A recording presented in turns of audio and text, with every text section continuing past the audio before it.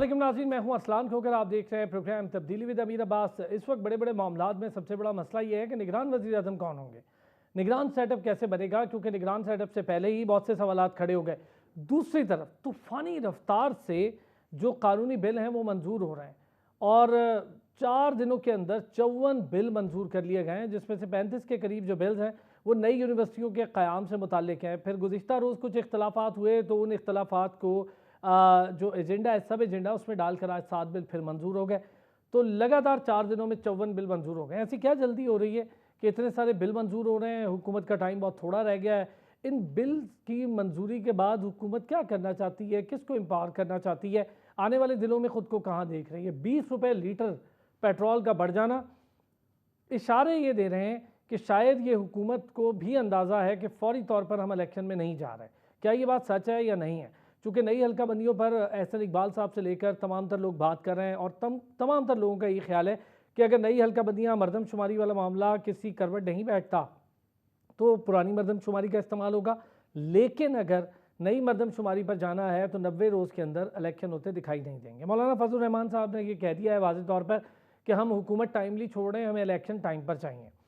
शहबाज शरीफ साहब भी ये कहते दिखाई दे रहे हैं कि जी इलेक्शन वक्त पर होंगे, लेकिन कोई भी इस कन्फर्मेशन को तैयार नहीं है कि जो मरदमशुमारियों वाला मामला या हल्का बंदियों का मामला है उसको लेकर इलेक्शन वक्त पर कैसे होंगे। दूसरी तरफ ये जो बिल्स का मामला है इस पर भी बात करेंगे, इलेक्शन के हवाले से भी बात करेंगे। इलेक्शन की जो तरमीम हुई है इलेक्शन एक्ट में उस पर तो हम बात कर ही रहे हैं, लेकिन अब आने वाला जो निगरान सेटअप है वो उसके अंडर किस तरह से काम करेगा और कैसे एम्पावर हो गया होगा या क्या क्या मामलात हैं जिस पर काम किया जा सकता है। ये जो 20 रुपये लीटर का पेट्रोल फ़ी लीटर बढ़ाया है, ये निगरान सेटअप के दौर में क्या 20 रुपये फ़ी लीटर जो बढ़ा है ये मज़ीद बढ़ने जाएगा? क्या उनके पास इतनी पावर होगी कि इसके पैसों को कम करें? बाहर के मुआहिदों को देखें, आने वाले पेट्रोल के मुआहिदे कैसे हैं कैसे नहीं हैं, इस पर बात करते हैं।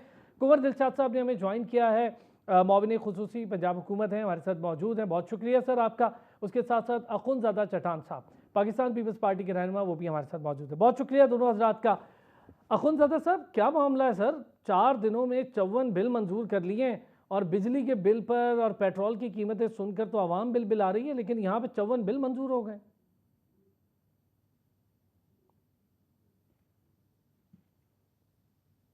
बिस्मिल्लाहिर्रहमानिर्रहीम। आवाज आ रही है? जी बिल्कुल आ रही है। देखिए, जो कुछ हम जब आए थे तो हमने ये अहद किया था कि अपने टेन्योर में कम अज कम 3 काम हम जरूर करेंगे। वो ये कि एक इलेक्शन में हम इस्लाहात करेंगे और हम कोशिश करेंगे कि इस तरह का इलेक्शन में हम इस्लाहात करें इलेक्शन रूल्स में कि इलेक्शन को हम साफ और शफाफ यकीनी बनाएं। दूसरा, हम जुडिशरी में इस्लाहात करेंगे और तीसरा हम नेब में इस्लाहात करेंगे। लेकिन 3 चीज़ें तो ऐसी थी कि वो काम करना बहुत ज़रूरी थी, लेकिन असम्बली का अपना एक तरीक़ाकार है और मैं समझता हूँ कि वो तरीक़ाकार के खिलाफ चाहे हम चले चाहे PTI चले वो गलत है। PTI ने भी ये किया था कि 36 मिनट में 36 बिल पास किए थे और हमारे जो इत्तेहादी हुकूमत है इसमें भी कुछ इस तरह की बिल्स आ रहा है, सब कुछ बिल्डोज हो रहा है। तो ये बिल्डोज नहीं करना चाहिए। जो तरीक़ाकार है बिलों को जो स्टैंडिंग कमेटियाँ है उसको भेजना चाहिए, इस पर सरहासिल बहस होना चाहिए और फिर इसके बाद असम्बली में है कि असम्बलियों में इस पर बहस होना चाहिए।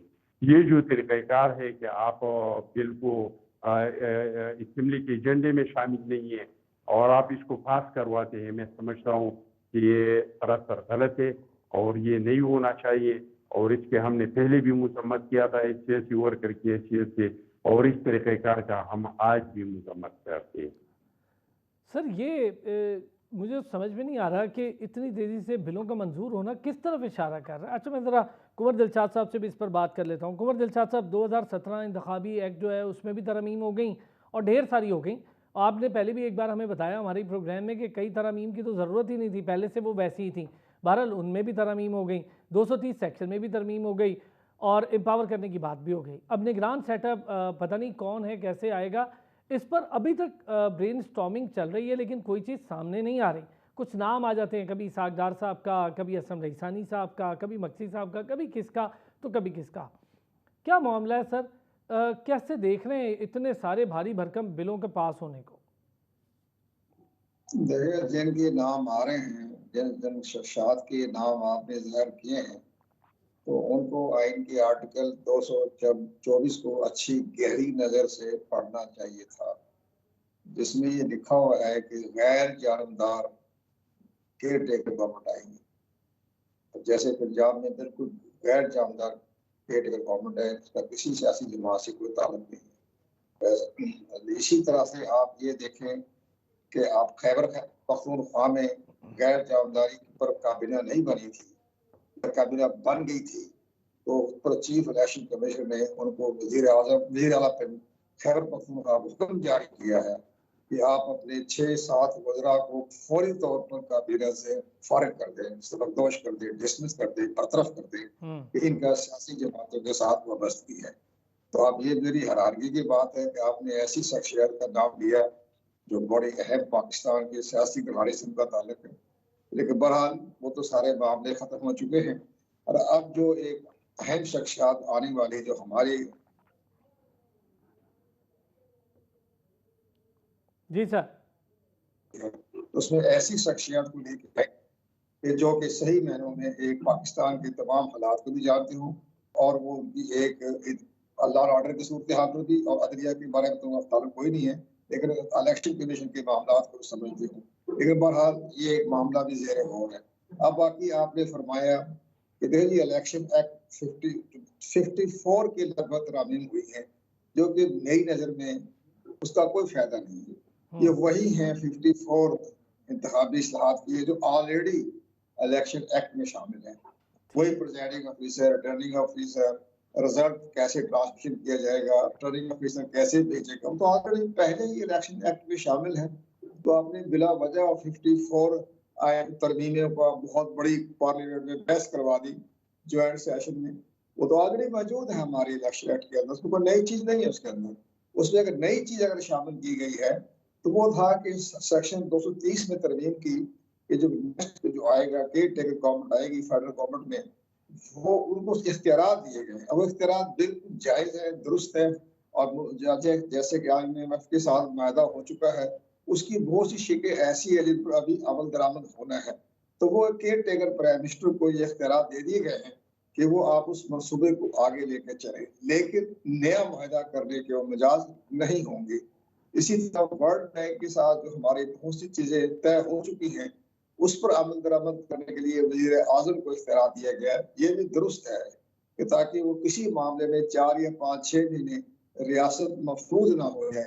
تو یہ تو بڑے اچھے فیصلے کیے، نیشنل انٹرسٹ میں فیصلے کیے جو سیکشن 230 میں کیا گیا. لیکن جو باقی ترابیمیں ہیں اس کی کوئی ویلیو نہیں ہے. وہ وہی ہے جو پرانی حلقہ پہلے آلریڈی ہمارے الیکشن ایکٹ میں شامل ہیں.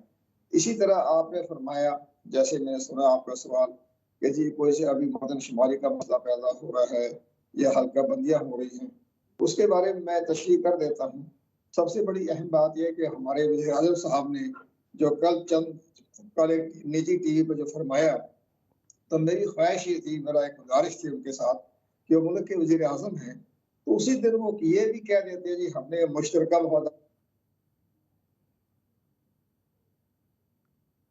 جی گوھر صاحب کہ جی مردم شماری کا جو محکمہ ڈویژن نے تیار کیا ہے اس کی ڈیٹ لے کر اس کو اگر منظوری مل جاتی ہے تو اس کا نوٹیفکیشن کر دے.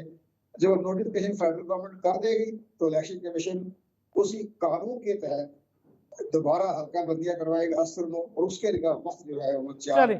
اچھا ایک چیز گوھر صاحب اسی میں یہی بات آپ نے جو کی ہے نا، میں ذرا اس پوائنٹ کو تھوڑا سا آگے بڑھاؤں گا. آپ سے اس میں 1-2 سوال بھی کرنے ہیں جو آپ نے پہلے بھی بات کی تھی اسی پر. اخونزادہ صاحب سر، حلقہ بندیاں اور اس کے حوالے سے کچھ سوچا جا رہا ہے؟ الیکشن آنے والے الیکشنز کے لیے حلقہ بندیاں ہوں نئی اور جو مردم شماری والے معاملات ہیں اس کو ریزالو کرنے کے لیے کچھ سوچا گیا ہے؟ اتنے بل پاس ہو گئے سر، لیکن اس پر کیا کچھ سوچا ہے؟ دیکھیے جی، میں بلوں کا مخالف نہیں ہوں کہ کتنے بل پاس ہو گئے. میں تو چاہتا ہوں کہ ریکارڈ قانون سازی ہو جائے، 1 مہینے میں 1000 بل پاس ہو جائے. مجھے اسی طریقہ کار پہ اختلاف ہے، ایک سیاسی ورکر کے حیثیت سے، ایک سابق پارلیمنٹیرین کے حیثیت سے. جہاں تک اس چیز کا تعلق ہے کہ مردم شماری نئی مردم شماری پہ کرنا چاہیے، پرانے مردم شماری پہ کرنا چاہیے، میں ایک سیاسی ورکر اور پاکستانی کی حیثیت سے کہہ رہا ہوں کہ چاہے وہ نئی مردم شماری پہ ہو وہ پرانی مردم شماری پہ ہو، لیکن الیکشن کو ایک دن بھی لیٹ نہیں ہونا چاہیے۔ اگر آپ اس کو لیٹ کرنا چاہیے تو بہانے تو بہت سارے ہیں، آپ کوئی بھی بہانہ بنا کے الیکشن کو لیٹ کر سکتے ہیں، مردم شماری کا بھی بنا سکتے ہیں، حالات کے امن و امان کی بھی بنا سکتے ہیں، معیشت کی بھی بنا سکتے ہیں، لیکن کوئی محب الوطن پاکستانی ہمارے ملک کے جو حالات ہے، ہمارے پاکستان کی جو معیشت کی پوزیشن ہے، ہماری جو دہشت گردی کے حالات ہے، میرے حلقے میں میرے باجوڑ میں دھماکہ ہوا، اس میں 70 لوگ شہید ہو گئے، اس میں جو ہے 150 سے زیادہ لوگ زخمی ہو گئے، خیبر ایجنسی میں دھماکہ ہوا، روز ہماری چیک پوسٹوں پہ پولیس کی چیک پوسٹوں پہ حملے ہو رہے ہیں۔ ہمارا ملک مزید ایڈوانچروں کا متحم نہیں ہو سکتا ہے۔ اگر کوئی محب الوطن پاکستانی ہوگا تو وہ یہ سوچے گا بھی نہیں کہ ہم الیکشن کو ایک دن کے لیے لیٹ کریں۔ ہمارے مسائل کا حل اس میں ہے کہ الیکشن ہو، الیکشن صاف اور شفاف ہو، عوام کی ووٹ کے ذریعے حکومت اور وقت پر بنے، کوئی اور اہم طریقہ بات ہم یہ اس کہ کے لیے وقت پر اختیار نہیں کرے۔ چلیں میں ایک تو چھوٹا سا پھر بریک ہمارا لیتا ہوں۔ آپ حکومت جس کا اس ذکر اور کر رہے ہیں نا اس اخوندزادہ افغان صاحب، وقت پر الیکشن ہونے کا بل ہے، بل کو نہ تو اس کا کوئی ایجنڈا جاری ہوا وقت پر، اور نہ ہی اسی حوالے سے نگران حکومت کی مدت کے حوالے سے اتنے بل پاس ہو گئے، لیکن نہ تو اس کا ایجنڈا جاری ہوا اس بل کا، اور نہ ہی اس کی مدت کے حوالے سے جو بل ہے اس کا مسودہ ارکان کو دیا گیا۔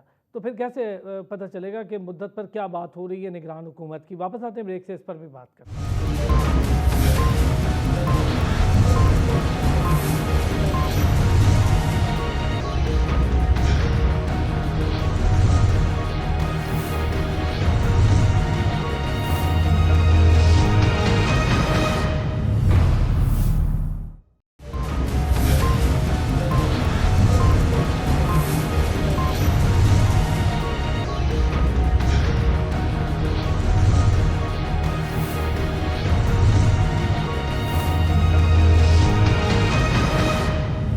ویلکم بیک جی۔ بریک پر جانے سے پہلے میں نے جس بات کا ذکر کیا تھا ذرا دونوں حضرات موجود ہیں، ان سے جان لیتے ہیں اس پہ۔ اخوندزادہ صاحب آپ کچھ فرما رہے تھے، اپنی بات بھی پوری کیجیے گا، لیکن یہ بھی بتائیے گا کہ نگران حکومت کی مدت کے حوالے سے بل کا نہ تو ایجنڈا جاری ہوا وقت پر، اور نہ ہی اراکین کو اس کا مسودہ دیا گیا، پھر کیسے ہوں گے الیکشن وقت پر؟ کیا کچھ پتہ ہی نہیں چل رہا کہ نگران حکومت کی مدت کے متعلق کیا فیصلے ہو رہے ہیں، کیسے ہو رہے ہیں، کیا معاملہ ہے؟ سب کہہ رہے ہیں کہ وقت پر ہونے چاہیے، وزیر اعظم تو کہہ رہے ہیں کہ نئی حلقہ بندیوں کے مطابق ہی ہونے چاہیے، لیکن کیسے پھر وقت پر ہوگا؟ اس کے لیے تو ٹائم ہے کہ اگر اسمبلی اپنا ٹائم پورا کرتے ہیں تو 3 مہینے، اگر اسمبلی کو توڑا جاتا ہے تو اس کے لیے 90 دن کا ٹائم ہے، یہ تو آئین میں لکھا ہے۔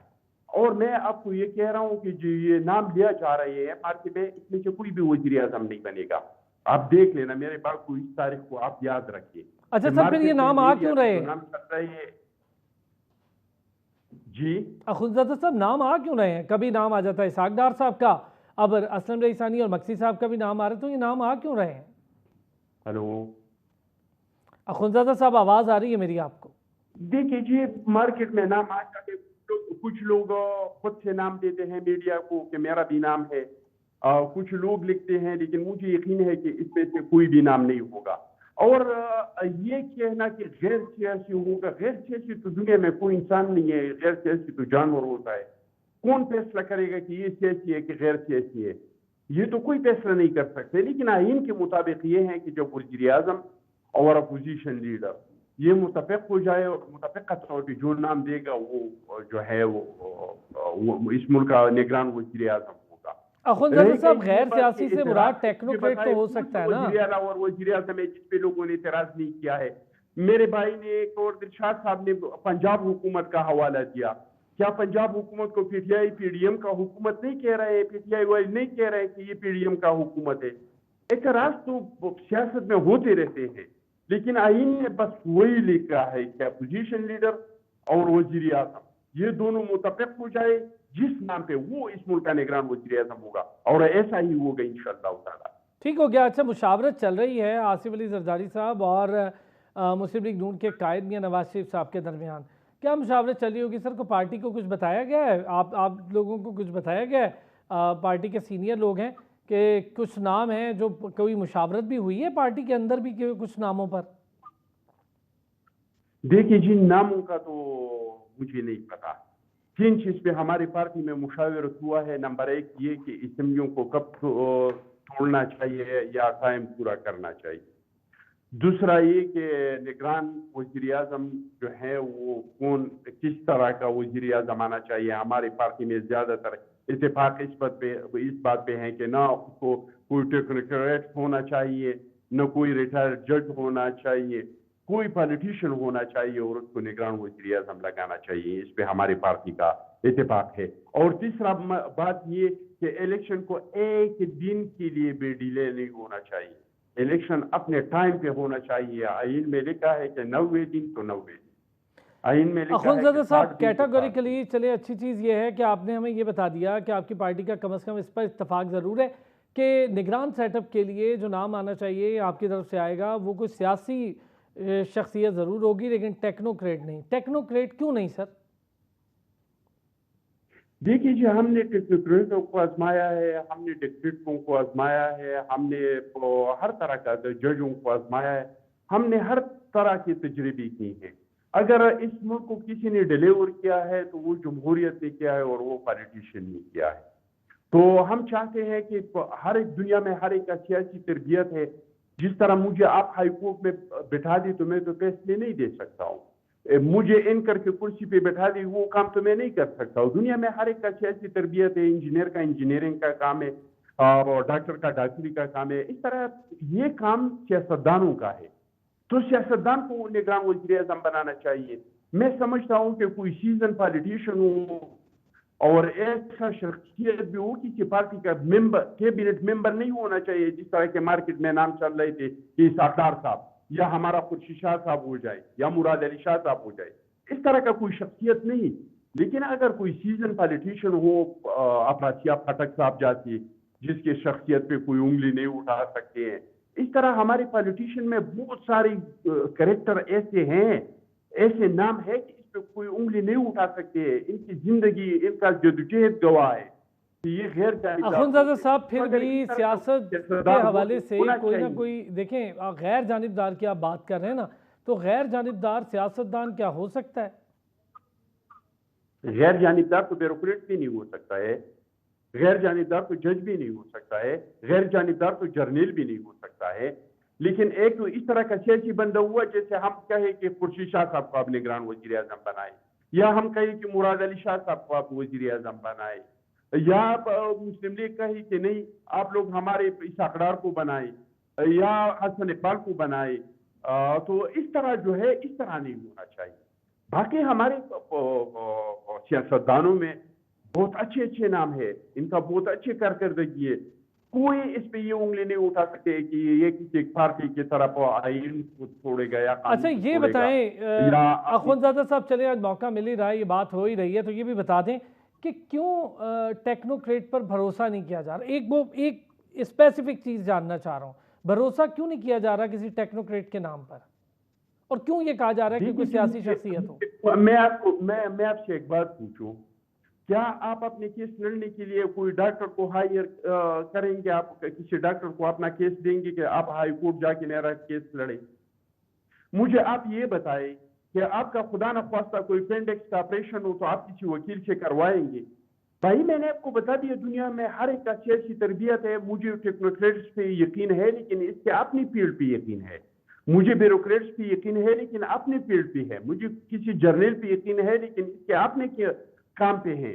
میں اس پہ اعتماد نہیں کر سکتا ہوں کہ جس چیز میں آپ کا سیاسی تربیت نہیں ہے اور آپ اس کام کو کرنا چاہے تو میں نہیں سمجھتا ہوں. آپ پاکستان کا تاریخ اٹھا کے دیکھ لیں، ہم نے سب کو آزما لیا ہے. ہم نے کس کو نہیں آزمایا؟ کیا ہم نے ڈکٹیٹروں کو نہیں آزمایا؟ کیا ہم نے ٹیکنوکریٹوں کو نہیں آزمایا؟ کیا ہم نے ہائیبریڈوں کو نہیں آزمایا؟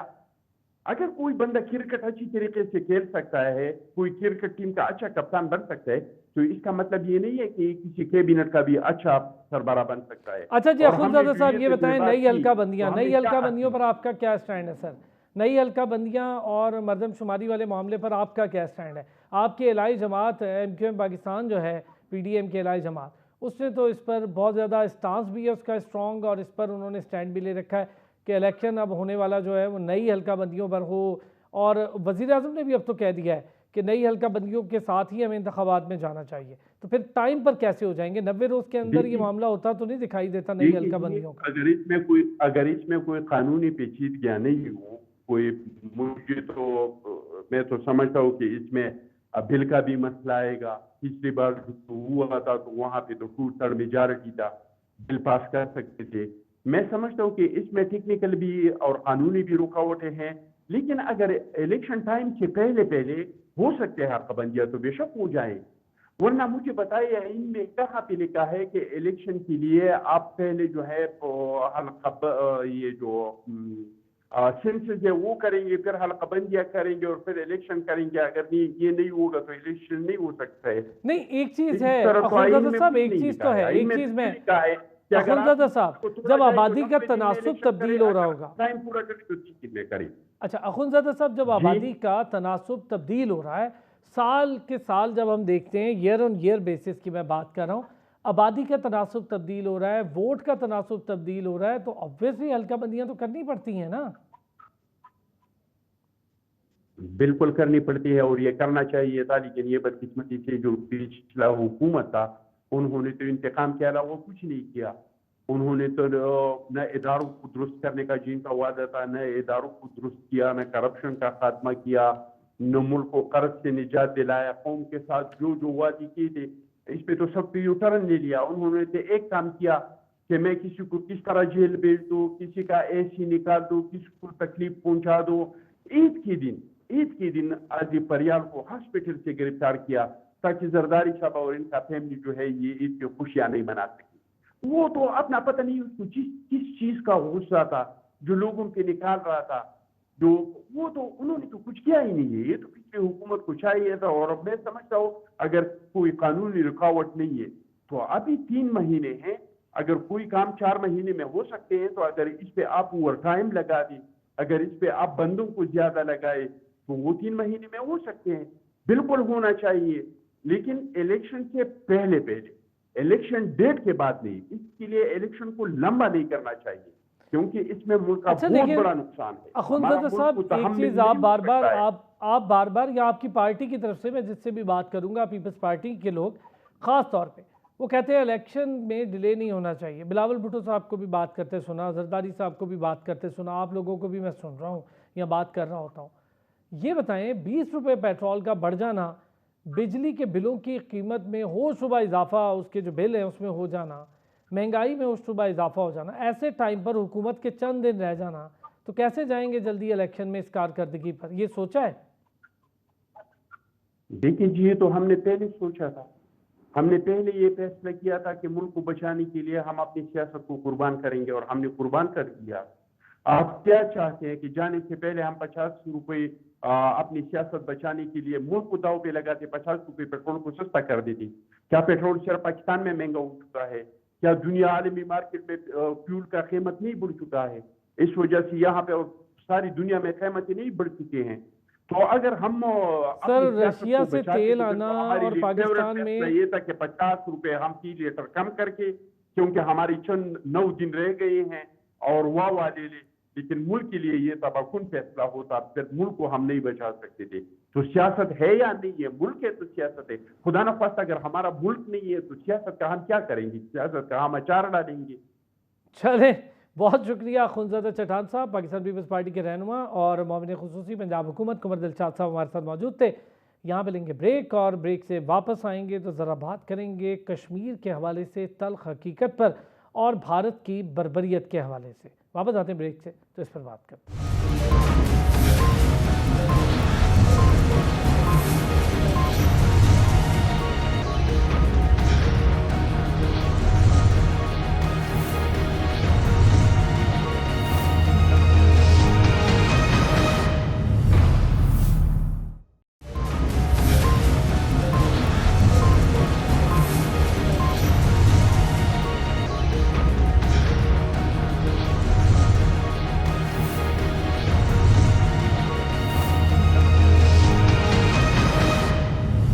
ویلکم بیک جی۔ آپ کو انسانوں کی سب سے بڑی دنیا کی جیل کے بارے میں بتاتے ہیں۔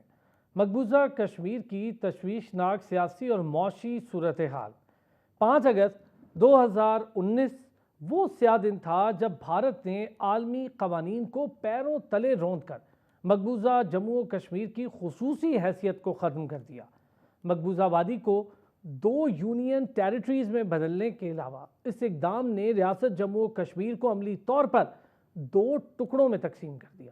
عوامی رد عمل سے خوفزدہ ہو کر ہندوستان نے فوری طور پر مقبوضہ جموں و کشمیر میں کرفیو نافذ کیا۔ ایک طرف 3,50,000 اضافی فورسز کی تعیناتی کی تو دوسری جانب تمام اہم اور تحریک کے حامی قیادت اور فعال نوجوانوں کی گرفتاریاں شروع کر دیں۔ اس اقدام کا مقصد یہ تھا کہ تسلط سے دل برداشتہ آزادی کی جدوجہد کرنے والے کشمیریوں کے رد عمل سے بچا جا سکے۔ مقبوضہ کشمیر پر اپنی گرفت کو مضبوط کرنے کے لیے قابض سرکار سیاسی انجینئرنگ، نئی غیر قانونی آباد کاری، سماجی، اقتصادی اور معاشی قتل، ثقافت کو مسخ کرنے کی کوشش، میڈیا پر پابندی، قانون کا احترام نہ کرنے سمیت کئی گھنونے اقدامات میں مصروف ہے۔ بات کر رہے ہیں ہم مودی سرکار کی۔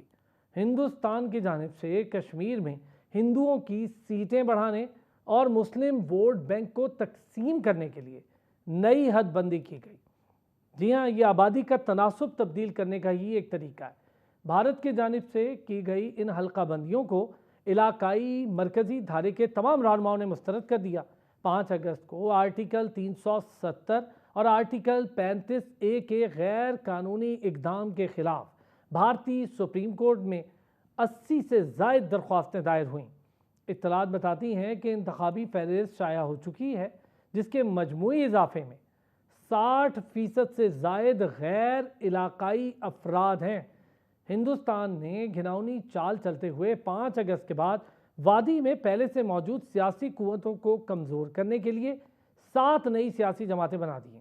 یہ پارٹیاں مسلم اکثریتی چناب ویلی اور جموں کے علاقوں میں مسلمان ووٹرز کو کمزور کرنے اور ان میں تقسیم پیدا کرنے کے لیے بنائی گئی ہیں، جو کہ خود میں انتہائی خطرناک سازش ہے۔ بھارت نے سیاسی سرگرمیاں محدود کرنے کے لیے بنائے گئے UAPA ایکٹ کے تحت حریت رہنماؤں کو قید و بند میں مبتلا کیا اور 3 حریت رہنماؤں کو دوران حراست قتل کر دیا۔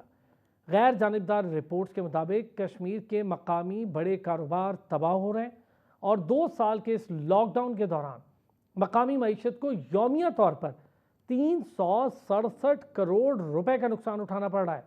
کشمیریوں کی معاشی آزادی کو محدود کرنے کے لیے بھارت وادی میں خاص طور پر چاول کی کاشت میں بھی رکاوٹیں پیدا کر رہا ہے۔ اس کے علاوہ جموں سری نگر ہائی وے پر سیب کے ہزاروں ٹرک روک کر ان میں موجود سیب ضائع کیے جا رہے ہیں۔ ان اقدامات کی وجہ سے کشمیری نوجوانوں میں بے روزگاری 0.5 ملین افراد تک جا پہنچی ہے۔ کیا آپ سوچ سکتے ہیں کہ ایسی صورتحال میں کوئی قوم، کوئی نوجوان، کوئی بزرگ، کوئی بچہ، کوئی خاتون جن کے ساتھ ظلم و تشدد کا بازار بھی گرم کیا جائے اور قوانین میں تبدیلی کر کے آبادی کا تناسب تبدیل کر کے ان سے ان کی زمینیں چھینی جائیں، وہ کیسے رہ سکتا ہے؟